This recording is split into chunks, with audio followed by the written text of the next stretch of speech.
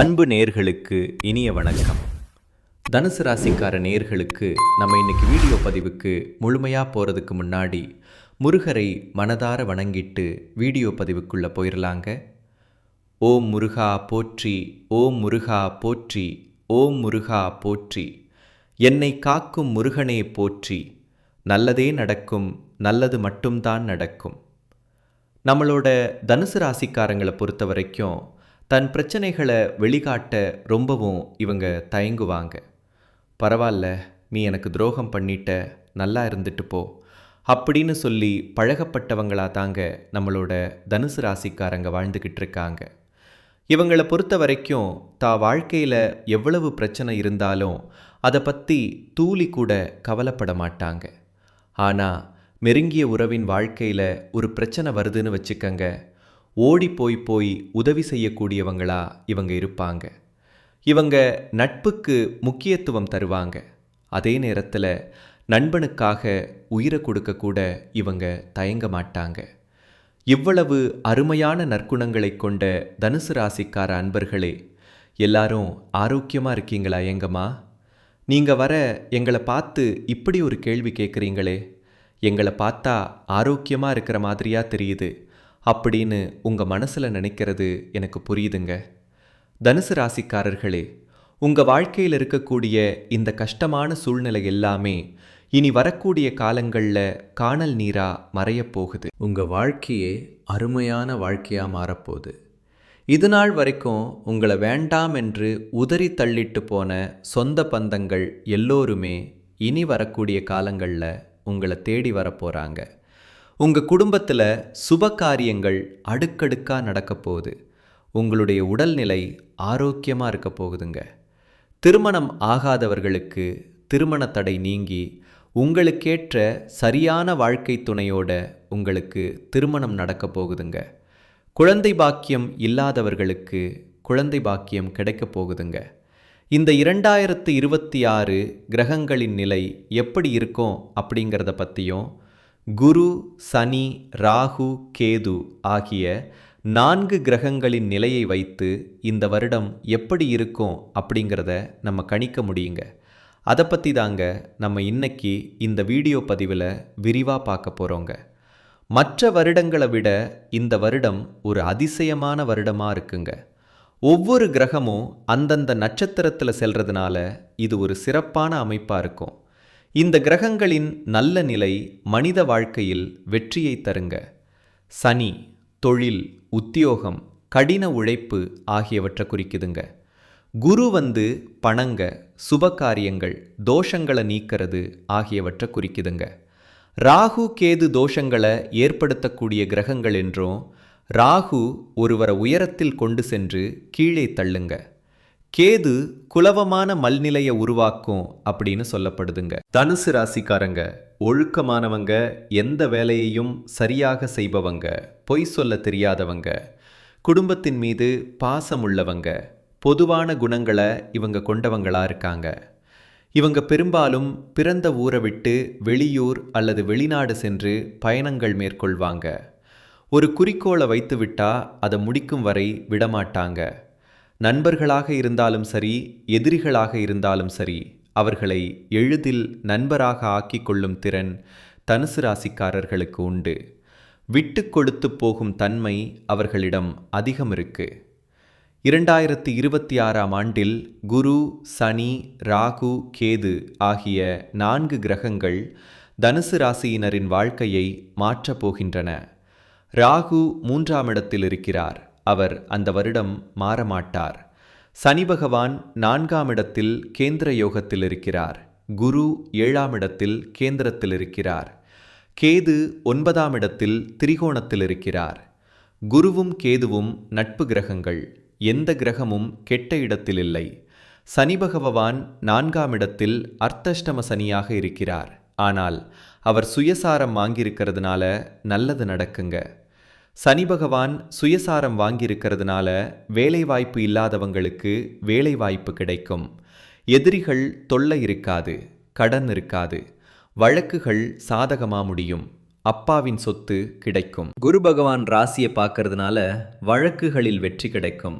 வெளிநாடு செல்லும் வாய்ப்பு கிடைக்கும், வேலையில் பதவி உயர்வு கிடைக்கும், மாணவர்கள் கல்வியில் சிறந்து விளங்குவாங்க, அரசாங்க வேலையில் சேர வாய்ப்பு இருக்கு, தனியார் நிறுவனத்தில் தலைமை பொறுப்பு கிடைக்குங்க, கணவன் மனைவிக்குள் இருந்த மன வருத்தங்கள் நீங்கும், திருமணம் நடக்காதவர்களுக்கு திருமணம் நடக்கும், குழந்தை பாக்கியம் இல்லாதவங்களுக்கு குழந்தை பாக்கியம் கிடைக்கும், இரும்பு சார்ந்த வேலை, மருத்துவம், எலக்ட்ரிக்கல், கலைத்துறை, அரசியல் போன்ற துறைகளில் இருக்கிறவங்களுக்கு நல்ல நேரம் வந்துருச்சு.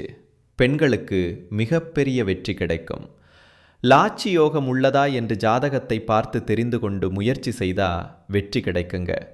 உங்கள் வாழ்க்கையில் இந்த மாதம் நல்லது மட்டும்தாங்க நடக்கும். கெட்டது அப்படிங்கிற பேச்சுக்கு துளி கூட இடம் கிடையாதுங்க. தனுசு ராசிக்கார நேயர்களே, இதுநாள் வரைக்கும் உங்களை விட்டு பிரிந்து சென்ற உறவுகள் இனி வரக்கூடிய காலங்களில் உங்களை தேடி வரப்போகிறாங்க. உங்களுடைய ஆசைகளும் கனவுகளும் நிறைவேறக்கூடிய மாதமாக உங்களுக்கு இந்த மாதம் அமைஞ்சிருக்குதுங்க. இந்த உலகத்தில் யாருங்க கோடீஸ்வரன்? கோடி கோடியாக பணம் வச்சிருக்கிறவங்களா? பிடிச்ச உணவுகளை சாப்பிட்றவங்களா? பிடிச்ச உறவுகள் கிட்ட பேசுகிறவங்களா? இதில் யாருமே கோடி குடீஸ்வரன் கிடையாதுங்க.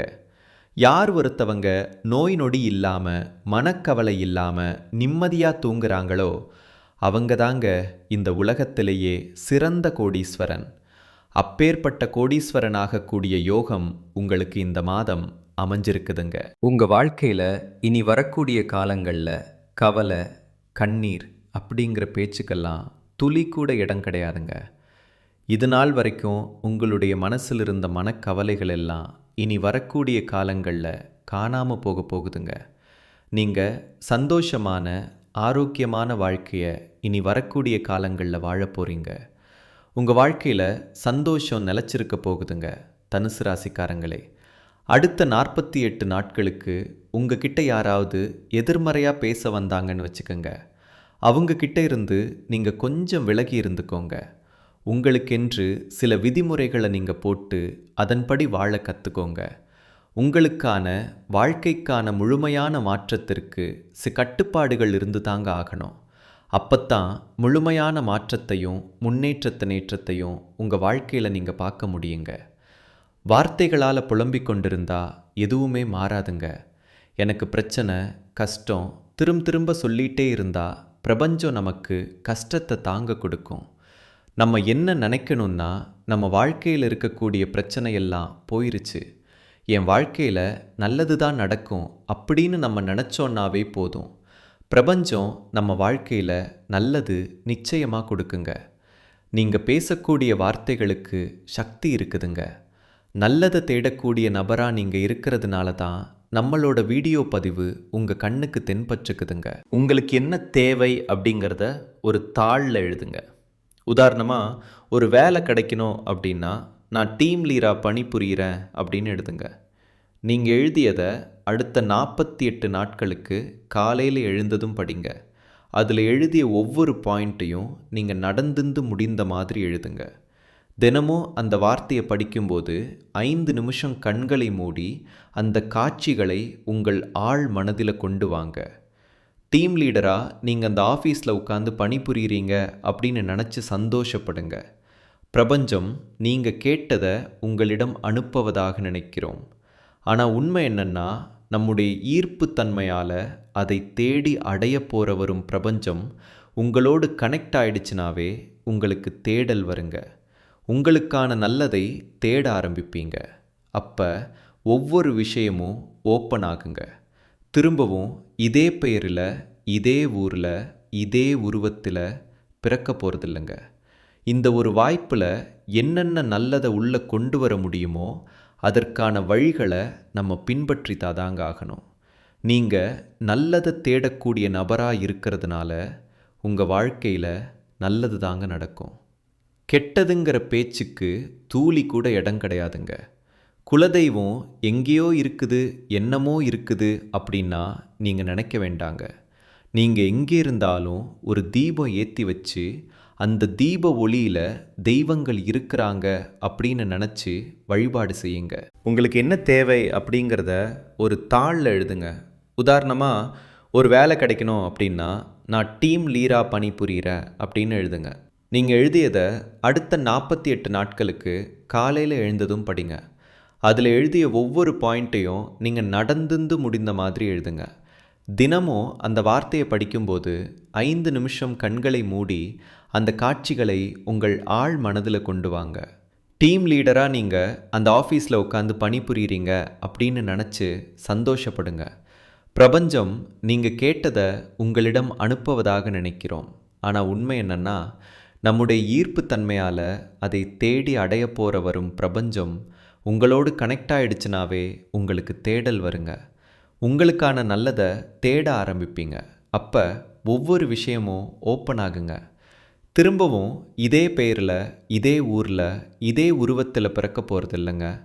இந்த ஒரு வாய்ப்பில் என்னென்ன நல்லதை உள்ளே கொண்டு வர முடியுமோ அதற்கான வழிகளை நம்ம பின்பற்றி தாங்க ஆகணும். நீங்கள் நல்லது தேடக்கூடிய நபராக இருக்கிறதுனால உங்கள் வாழ்க்கையில் நல்லது தாங்க நடக்கும். கெட்டதுங்கிற பேச்சுக்கு தூளி கூட இடம் கிடையாதுங்க. குலதெய்வம் எங்கேயோ இருக்குது, என்னமோ இருக்குது அப்படின்னா நீங்கள் நினைக்க வேண்டாங்க. நீங்கள் எங்கே இருந்தாலும் ஒரு தீபம் ஏற்றி வச்சு அந்த தீப ஒளியில் தெய்வங்கள் இருக்கிறாங்க அப்படின்னு நினச்சி வழிபாடு செய்யுங்க. குலதெய்வமே தெரியாவிட்டாலும் வீட்டில் தீபம் ஏற்றி வச்சு ஏதாவது ஒரு நல்ல நாளில் குலதெய்வத்தை நினச்சி வழிபாடு செய்யுங்க. குலதெய்வ வழிபாடு குலம் காக்குங்க, குலம் தலைக்கும். முதல்ல குலதெய்வம், அப்புறம் இஷ்டப்பட்ட தெய்வம், அப்புறம் உங்களுக்கு விருப்பப்பட்ட தெய்வங்க. எந்த கோயிலுக்கு போனாலும் என்ன பண்ணாலும் ஏற்றமில்லை அப்படின்னு நீங்கள் சொல்லுவீங்க. தினமும் எந்திரிச்ச உடனே சூரிய பகவானை நமஸ்காரம் பண்ணுங்க. அவங்களுடைய அனுக்கிரகம் இருந்தால் போதும். மற்ற கிரகங்கள் எல்லாம் சாதகமாக இல்லைனா கூட பரவாயில்லை. அந்த சூரியனுடைய பிரகாசம் உங்கள் வாழ்க்கையவே பிரகாசமாக மாற்றிருங்க. அந்த வெளிச்சம் உங்களை வந்து சேருங்க. உங்கள் வாழ்க்கையில் இருக்கக்கூடிய கண்ணீரெல்லாம் கரைஞ்சு போயிருங்க. தனுசு ராசிக்காரங்களே, ஆரோக்கியம் சார்ந்த விஷயங்களில் கவனமாக இருந்துக்கோங்க. உணவு கட்டுப்பாட்டில் மிகுந்த எச்சரிக்கையோடு இருந்துக்கோங்க. அதுதாங்க உங்கள் உடம்புக்கு நல்லது. தனுசு ராசிக்காரங்களே, காலை நேர உணவை எடுத்துக்கொள்ளாமல் இருக்க வாய்ப்பு இருக்குதுங்க. அப்படியெல்லாம் இருக்காதீங்க. எவ்வளவு வேலை இருந்தாலும் சரிங்க, காலை உணவை 8 மணிக்குள்ளே எடுத்துக்கோங்க. 8 மணிக்கு மேலே சாப்பிட்டீங்கன்னு வச்சுக்கோங்க, செரிமானம் ஆகிறதுக்கு ரொம்ப நேரம் ஆகுங்க. உங்கள் உடம்பு தாங்க முதல்ல முக்கியம். உங்கள் உடம்பை பார்த்துக்கங்க, அதுக்கப்புறம் வேலையை பார்த்துக்கலாம். மனிதனாக பிறந்த ஒவ்வொருவருக்கும் ஆசை இருக்க தாங்க செய்யும். அந்த ஆசைகளை அடைய நம்ம நினச்சா மட்டும் பத்தாதுங்க. முழு மனசோட நம்மளுடைய ஆசைகளை அடைவதற்கான வழியை ஒவ்வொரு நாளும் என்ன பண்ணணும்னு யோசித்து அதற்கான திட்டங்களை தீட்டி உழைச்சிக்கிட்டே இருக்கணுங்க. உழைச்சா நிச்சயமாக நம்மளுடைய ஆசைகள் எல்லாமே நிறைவேறிருங்க உங்கள் வாழ்க்கையில். இனி வரக்கூடிய காலங்களில் உங்களுடைய அனைத்து ஆசைகளும் நிறைவேற போகுதுங்க. அப்படி ஒவ்வொரு மனிதனுக்கும் இருக்கக்கூடிய பொதுவான ஆசை என்னன்னு பார்த்தீங்கன்னா, 16 செல்வங்களையும் அடைந்து வாழணும் அப்படின்னு தான் ஒவ்வொரு மனிதனுடைய ஆசையும் இருக்குதுங்க. பணம் வேணும், பதவி வேணும், புகழ் வேணும், கௌரவம் வேணும் அப்படின்னு தான் ஒவ்வொரு மனிதனும் தனமும் வாழ்ந்து வந்துட்டுருக்கான். அதை நோக்கிய பயணத்தை தான் ஒவ்வொரு நாளும் மனிதன் வாழ்ந்துக்கிட்டு இருக்கான். ஒவ்வொரு நாளையும் ரசித்து வாழ்கிறது கிடையாது எந்த ஒரு மனிதனும். போராட்டத்தில் தாங்க இந்த உலகத்தில் ஒவ்வொரு மனிதனும் வாழ்க்கையை வாழ்ந்துட்டுருக்காங்க. நல்லதே நடக்கும், நல்லது மட்டும்தான் நடக்கும். நன்றி, வணக்கம்.